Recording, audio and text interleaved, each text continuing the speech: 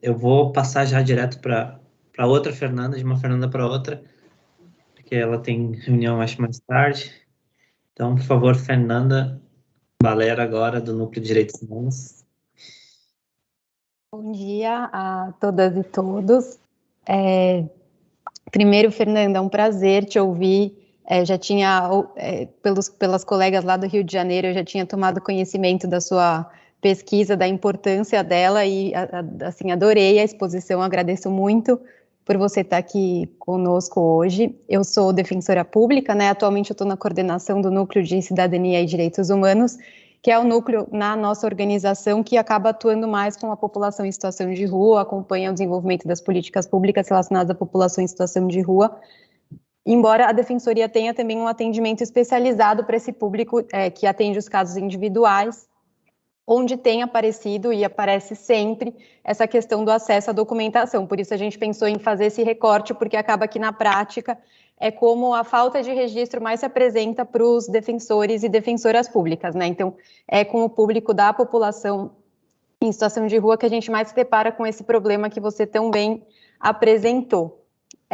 E aí eu anotei assim, eu vou ser muito breve, já vou pedir desculpa a todos que eu tenho uma reunião às 11, que é presencial, que agora nesse mundo híbrido, então vou sair correndo para chegar a tempo, e aí eu preciso sair 10h30, e eu anotei só alguns pontos para comentar da sua fala, que eu acho bem interessante, assim. A primeira coisa, em relação aos presos, felizmente, aqui no estado de São Paulo, é um dos únicos problemas que a gente não tem. Acho que no Rio isso é muito mais crítico, porque a Secretaria de Administração Penitenciária ela tem uma parceria com o IRGD. Então, tem postos fixos para a emissão de documentos em várias unidades prisionais. Então, se a pessoa presa, ela entra lá na unidade prisional e está sem documento, isso é providenciado. Então, assim... inclusive o meu colega que está no núcleo de situação carcerária falou que os diretores, como tem tantos problemas no sistema prisional e esse não tem, que é uma coisa que os diretores sempre gostam de ressaltar, né? Então, assim, só pontuando isso. E aí o que eu achei muito interessante da sua fala, eu anotei aqui, que é essa questão do ônibus, né, da justiça itinerante. Esse ano, agora muito recentemente, foi aprovada a resolução do Conselho Nacional de Justiça que institui no âmbito do Poder Judiciário uma política nacional judicial de atenção às pessoas em situação de rua. E uma das ideias dessa política é justamente transformar esse ônibus, essa questão da justiça itinerante, facilitar o acesso à justiça das pessoas por forma de mutirões e atendimentos como esse que você aí bem retratou. Não é uma coisa, por exemplo, aqui no estado de São Paulo ainda não é algo muito comum. A Defensoria, a gente faz atendimentos itinerantes à população em situação de rua, mas a gente faz de forma isolada, a gente não faz junto com outros órgãos. Então, acaba que na prática permanece uma dificuldade de fluxo, de encaminhamentos e tudo mais. Então, acho que a gente está bem esperançoso que com essa resolução...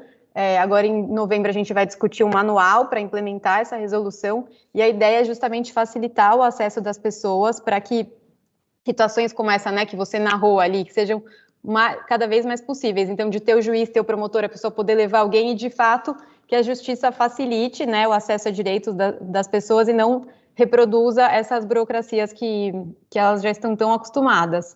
E aí também...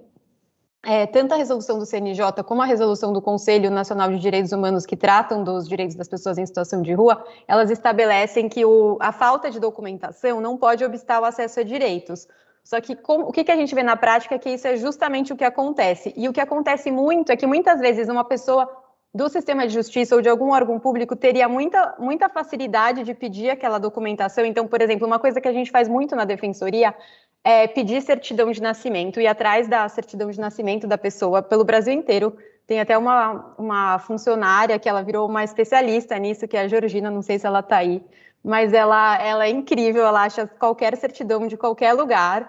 Mas, assim, isso é um trabalho, de fato, que a Defensoria precisaria fazer? Eu sempre me questiono, a gente faz, eu acho que a gente está cumprindo um papel essencial para garantir, né, o acesso à documentação, mas isso seria mesmo da Defensoria? A gente está em 2021, tudo informatizado, a pessoa precisa ir ela vai no Poupa Tempo, tenta tirar o RG, não pode, você não tem certidão de nascimento, ela é direcionada para a Defensoria.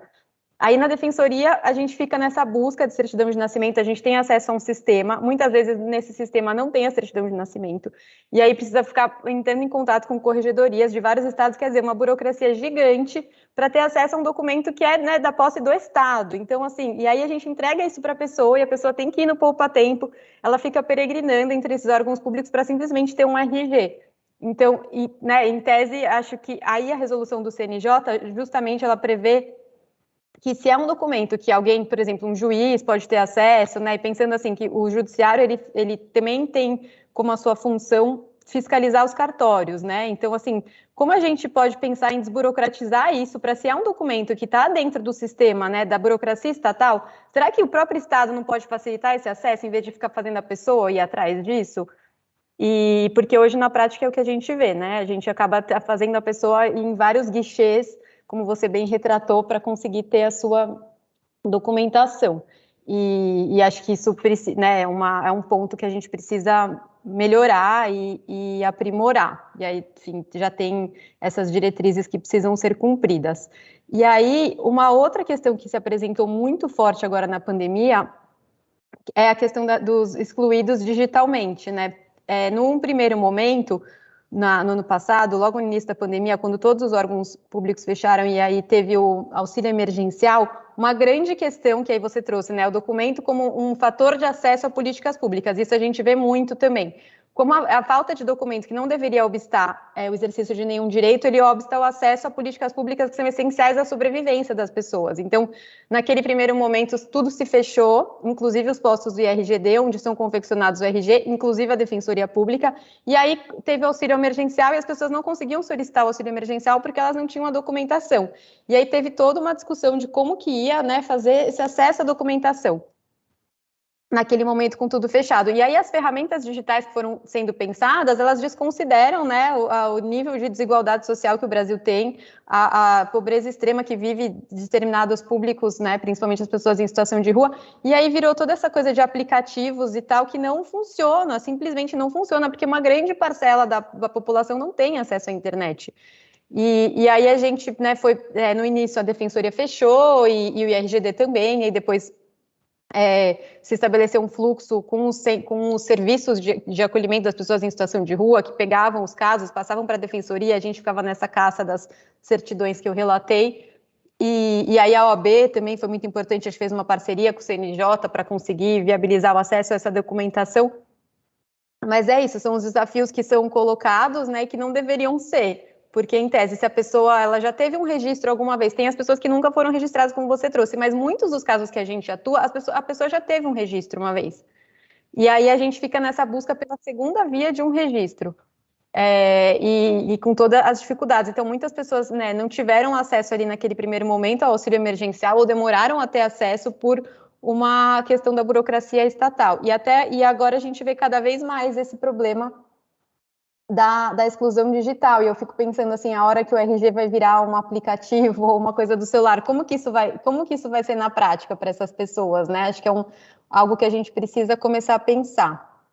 E aí o último ponto, né, que eu anotei para comentar é como também eu acho muito a exclusão é tão grande, né? E assim, a documentação aqui em São Paulo, não sei se isso é comum no Rio de Janeiro, mas o que é muito comum é que as pessoas em situação de rua, elas percam o documento por ação do próprio Estado. Então, nas ações de zeladoria e limpeza urbana, embora haja um decreto que vede que seja retirado o documento pessoal, o que a gente recebe de muito relato é que a pessoa em situação de rua, ela está lá, os seus pertences na rua, tem uma ação de limpeza urbana, que é a chamada zeladoria, e aí os próprios agentes da prefeitura retiram o documento ou descartam o documento, e aí fica esse ciclo, às vezes a pessoa está no 8º RG, e sei lá, 7 deles foram retirados por ação do próprio Estado. E aí esse próprio Estado que depois impõe toda essa burocracia para a pessoa. Então, é muito nítido assim, o papel violador de direitos que o Estado tem nessa questão do acesso à documentação da Pop Rua especificamente, assim, porque ele é muitos dos casos, a pessoa perdeu a sua documentação, a sua certidão de nascimento, ou o seu RG por ação do próprio Estado e depois precisa recorrer a esse Estado com toda essa burocracia para ter acesso ao documento. Então, isso, infelizmente, é muito comum. existe expressamente aqui em São Paulo um decreto que veda a retirada de documentos pessoais, mas na prática, quando a gente está conversando com as pessoas na rua, elas relatam muitas vezes que perderam, porque o que acontece, né? As pessoas estão lá, né, na sua barraca, na sua maloca, com as suas coisinhas, e aí eles não perguntam o que é, simplesmente passam, pegam uma sacola, uma sacola que para o agente da prefeitura é lixo, ou uma bolsinha que é lixo, nem olha o que tem dentro. Às vezes tem gente que conta que sai correndo atrás do caminhão de limpeza, não, deixa eu pegar pelo menos meu documento. Então são situações assim muito graves e que é o próprio Estado, né, retirando o acesso de direitos, né, a garantia de acesso a direitos das pessoas em situação de rua. Então isso infelizmente é muito comum e muitas vezes a gente trabalha para conseguir documento que foi retirado pela própria prefeitura, né, o que é um grande contrassenso, assim, no meu ponto de vista. E aí, acho que eram esses pontos que eu tinha anotado para falar, assim, agradecer muito a Fernanda, te parabenizar por essa pesquisa tão importante de registrar, né, uma realidade que é invisível. E aí eu fico aqui à disposição, quem quiser mandar perguntas, comentários, pessoal, podem escrever aqui no chat que a gente vai transmitir. Agora eu vou passar para o Will, que é o sociólogo que atua... Ah, o Pedro está aí. Tá bom. Will, posso só deixar o Anderson falar rapidinho, que ele tem que ir na mesma reunião? Sim, por favor, ele, o Alderão também, que eu vi que está por aqui, se ele quiser fazer uma manifestação, acho que vai agregar super. Tá, antes do Wilson, vamos abrir para o Anderson, que ele é do Movimento Nacional da Luta da Pessoal em Situação de Rua. Anderson, se tu quiser abrir Ver se tá Bom aí. dia, Pedro. Bom dia, doutora Bom Fernanda. dia. Will, obrigado. Eu queria parabenizar pelo evento, né? Eu acho que isso é uma luta muito grande, né?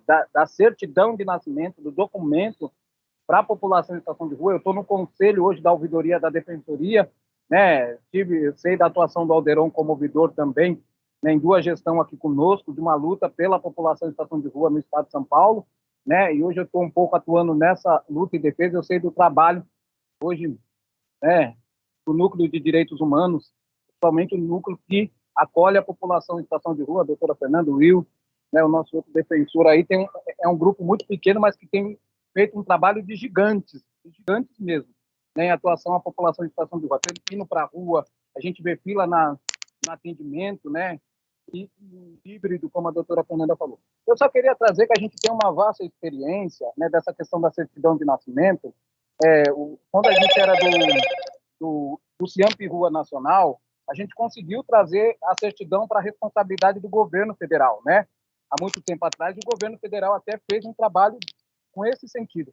O nosso problema, a gente sabe que as defensorias, tirar documento hoje para a população de rua, nós temos um grande caminho, mas o nosso problema hoje é a gestão municipais, que toma o documento da nossa população, né? Que faz ações de zeladoria, né, que levam os pertences, os documentos. A nossa luta, isso não é só em São Paulo, isso é no Brasil, né? E a gente sabe muito bem, claro, tirar documentos para a população em situação de rua é fácil, não estou dizendo que é difícil, não é que nós temos um diálogo muito grande da porta de entrada da defensoria. Hoje mesmo a nossa defensoria chega lá na Boa Vista, a certidão é tirado, né? A certidão, ele vai lá, retira a certidão, mas daqui a pouco, um mês, ele vai lá de novo pedir uma certidão porque foi tirado os documentos.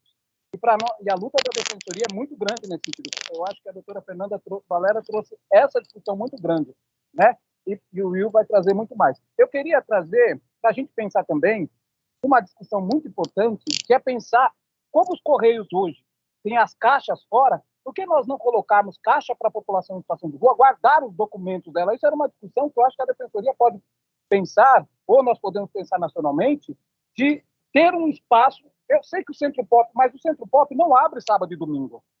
O outro não abre. E a gente precisa da autonomia dessa população ir lá, abrir a caixinha dela, pegar, ou se perdeu a chave, ter onde retirar de novo uma cópia, né? A gente tem hoje os bagageiros, né? Os guarda-volume, que muitas vezes ele tem a chave. A Rede Rua tem um projeto, nós temos um bagageiro do Brás, 2 bagageiros, que ele vai lá e ele tem a autonomia da chave dele. Se ele perder, ele troca por latinha e tem a chave de novo.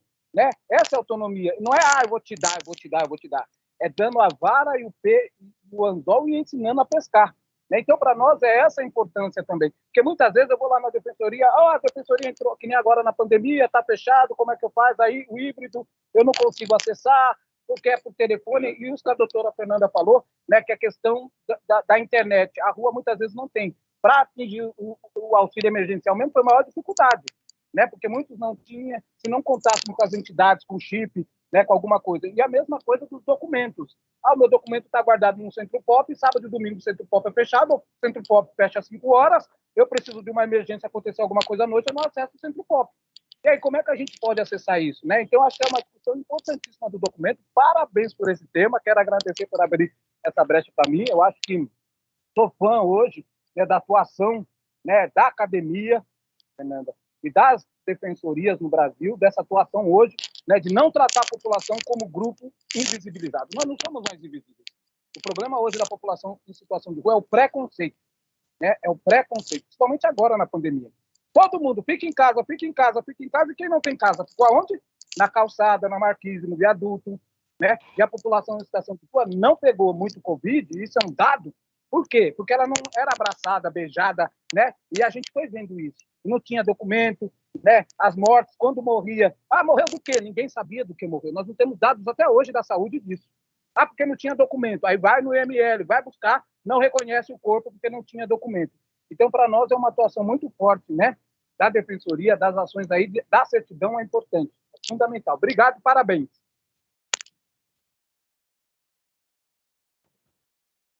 Obrigado, Anderson. Vou passar já para o Will direto. Will? Então, eu queria recomendar vivamente que as pessoas leiam esse trabalho da Fernanda, né? Que ele é essencial no sentido de identificar. Eu acho que ajuda bastante, né? O trabalho da Fernanda como jornalista, assim, trouxe para o texto uma leveza e um encadeamento que tirou um pouco o peso árido de um trabalho acadêmico, uma pesquisa.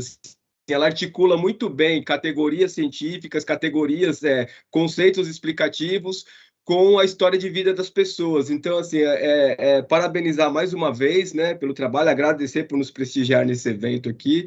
E acho que atualmente a Fernanda da Escócia é uma das pessoas mais essenciais da República, porque ela trabalha fazendo esse tipo de inserção desse público que é grandemente excluído, né, invisibilizado, como o próprio nome do trabalho diz, e com as reportagens, né? Atualmente ela trabalhou na reportagem do Pandora Papers, então, assim, eu acho que é uma pessoa que está contribuindo bastante para o nosso desenvolvimento, para melhorar nossas condições enquanto sociedade, né? Essa questão eu queria só pontuar uma questão que eu acho importante do desenvolvimento do trabalho, que é a questão metodológica do trabalho etnográfico, de estar próximo, fazendo essa participação, observação participante, participação observante, que a gente fala, né? De estar desenvolvendo de maneira próxima,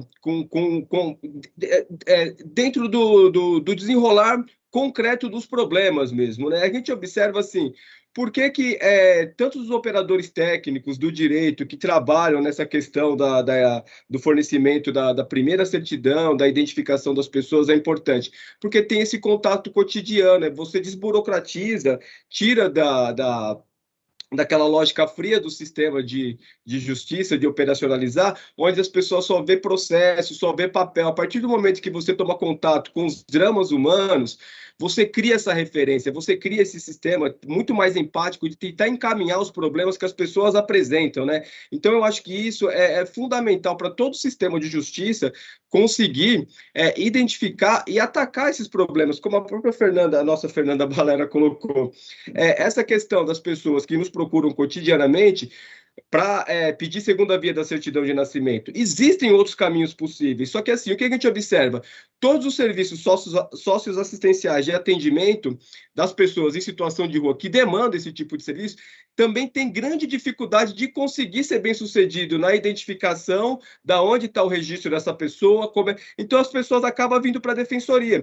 Eu fiz um levantamento rápido há um tempo atrás, dentro do serviço de abordagem social, consultório na rua, núcleos de convivência e para pessoas em situação de rua, como que elas fazem para solicitar a certidão de nascimento ou outro tipo de documentação das pessoas, que é uma prerrogativa do trabalho desses profissionais. E a quase totalidade falou, a gente pede para a defensoria, que é muito mais rápido. Ou seja, a defensoria, a gente acaba sendo inserido nesse sistema pela ineficiência, pela precarização, pela síndrome de balcão que afeta todos os outros agentes públicos que deveriam se desincumbir dessa tarefa, né, de providenciar a documentação, providenciar a regularização de documentos dessas pessoas. Nos atendimentos itinerantes que a gente faz, essa figura do tutor social, das tutoras sociais, ela é grandemente presente, assim, porque a gente observa que o exercício de uma cidadania ativa, ela pressupõe que as pessoas consigam acessar os locais de atendimento, serviços públicos. Só que as pessoas em extrema situação de vulnerabilidade, com sobreposição de vulnerabilidade, elas mal conseguem sustentar suas demandas perante esses balcões públicos, assim. Então, elas precisam desse apoio, seja um educador social, seja o pessoal da abordagem social, as equipes de consultório na rua, a gente observa isso de maneira muito forte, né? A defensoria, tomando contato com essa situação, a gente não tem como falar, não é aqui na defensoria, procura outro serviço. A gente sabe que as pessoas vão chegar lá e não vão ser atendidas. A gente observa aqui em São Paulo. Não adianta a gente falar como que a pessoa vai conseguir a segunda via do RG. É ir no poupa-tempo, só que ela não vai conseguir chegar lá e ser atendida. Alguns conseguem, mas a maioria não consegue. Então, a gente tem que ficar fazendo esse meio de campo.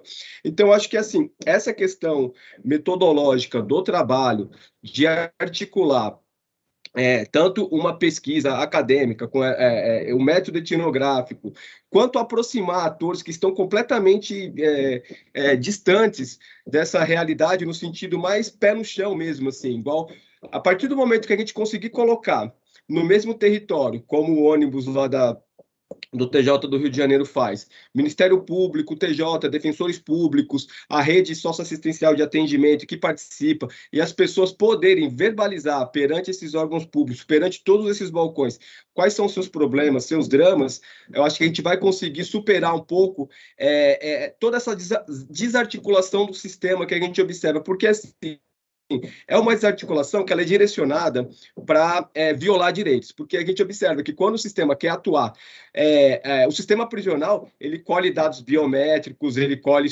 dados biométricos, né, voz, impressão digital, ele colhe uma série de informações. Atualmente a gente tem um debate bastante acalorado sobre os sistemas de identificação facial, que vai conseguir identificar pessoas, que é procurada pela justiça, tudo. Só que para levar direitos e cidadania e a inclusão, né, essa urgência de legibilidade, como a Fernanda da Escócia coloca, o Estado é meio negligente. Então, isso, assim, eu acho que não é por uma impossibilidade de fazer, mas é por negligência mesmo, por não achar que isso é prioridade, a inserção dessas pessoas, ser descuidado nesse sentido. E isso, eu já vou caminhando para o final, eu acho que é a importância da defensoria de conseguir fazer a identificação, o mapeamento desses problemas e encaminhar a cobrança de maneira qualificada para cada órgão. Igual assim, em São Paulo, durante a pandemia, a gente identificou que o poupa-tempo estava precarizando demais o acesso, a identificação das pessoas para conseguir se cadastrarem nos benefícios emergenciais, tudo. Então, a gente fez uma recomendação, fez reuniões junto com a direção do sistema de identificação daqui de São Paulo, para que fosse feito o sistema mais rápido e efetivo de fornecimento de documentação para essas pessoas. Então, eu acho que, assim, a defensoria, tendo essa sensibilidade, essa porta mais acolhedora para recepcionar esse tipo de demanda, e identificando através desse trabalho interdisciplinar que a gente consegue fazer, é uma forma da gente conseguir superar esses obstáculos dessa cidadania diferenciada, né? Como a Fernanda cita no trabalho dela, do trabalho do James Hostel, né? Que é assim, os direitos estão aí, eles são estendíveis a todas as pessoas, só que quem consegue acessar isso? A gente vê na defensoria que as pessoas têm, para exercer direitos mínimos, elas têm que apresentar certidões negativas, têm que apresentar uma série de documentos que, para qualquer pessoa minimamente organizada, com acesso à internet, que não tem essa sobreposição de vulnerabilidades, já é um trabalho grande, já é difícil conseguir. Então, assim, a partir do momento que uma instituição como a defensoria se apropriando desse tipo de discussão, a gente conseguir criar esse canal, porque, assim, a população mais vulnerável, tanto a população em situação de rua, a gente usa a população em situação de rua como exemplo do nosso trabalho, porque é o público que a gente considera que traz em si todas as vulnerabilidades, é recortado transversalmente por todas as vulnerabilidades, socioeconômica, raça, cor, gênero, né? E a partir do momento que a gente consegue identificar e facultar o acesso dessas pessoas aos direitos que são previstos, porque, assim, a questão do documento não é a judicialização de políticas sociais, não é um direito social, é um direito civil básico, o Estado tem que fornecer sob qualquer circunstância, não pode sonegar isso, né? A gente tem uma discussão muito grande pelo direito pela moradia aqui, só que, assim, é uma providência que já está dentro do Estado, que é só ele trabalhar de maneira eficiente que essas pessoas vão receber essa providência que é tão essencial, né? Então, só para concluir, pessoal, agradecer mais uma vez a presença da Fernanda, possibilitar, nos prestigiar com o trabalho dela, com essa discussão, e eu acho que deveria haver mais eventos como esse para a gente conseguir replicar essa orientação, esse tipo de abordagem sobre esse fenômeno, né? Como que a gente pode trabalhar para a inclusão dos ilegíveis, né? Via um direito mais elementar, que é o acesso à documentação, né? Agradeço, obrigado, pessoal.